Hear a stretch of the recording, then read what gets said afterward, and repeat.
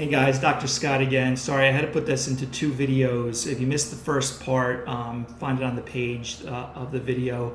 I had to cut it short just the way the phone was only letting the file be so large. So where I left off was I was coming towards the front.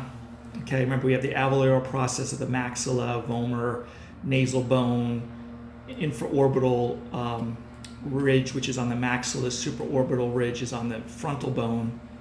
Okay, so what I was doing, remember the zygomatic bone. Now we're looking on the side. Now what I wanted to show you is the mandible, right? It's kind of detached here. And we said what? The mandible attaches at the TMJ joint, the temporomandibular joint, or the mandibular fossa of the temporal bone. Okay, remember this is the auditory meatus, where the ear hole is basically in the cartilage. Okay, so what I'm going to do is, as we chew, this is what our mandible does. I'm going to pull the mandible off for a minute. We're going to have the condylar process of the mandible, which is going to go up into the temporal bone to form the TMJ joint. Okay, we're going to have the ramus of the mandible. Now there's two, remember we got the other side. There's the ramus that goes kind of superior to inferior. Here's the coronoid process where we're going to have our temporalis muscle, okay, that we'll learn later weeks. Okay, that's going to attach there. Because again, anything that attaches is going to cause that chewing mechanism, right? This is going to be the body of the mandible, okay, the side, which is just running more horizontal to the floor. So the body kind of runs like this. The ramus runs superior to inferior, and there's your coronoid. If I turn the mandible towards you, there's the mental foramen.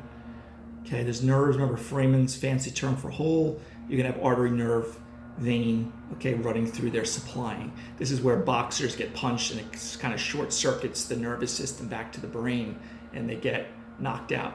Here are your alveolar processes for your teeth, right? Teeth are the gomphosis joints. They don't move, or hopefully they don't move. So remember, you have alveolar processes on the mandible, and as I led with this second part of the video, you have alveolar processes on the maxilla, okay?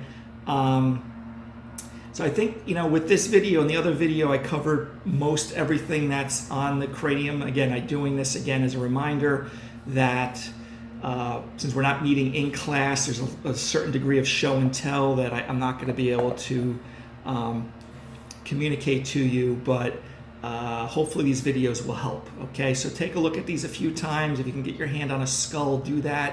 Thankfully, there are a lot of other YouTube videos out there. I try to do my own, even though the other ones are maybe more sophisticated with technology, but there's a lot of things like the inner surface of the skull that you're not responsible for that they seem to cover in a lot of other more thorough videos. Okay, so hopefully this helps. Have a great day, guys. Bye-bye.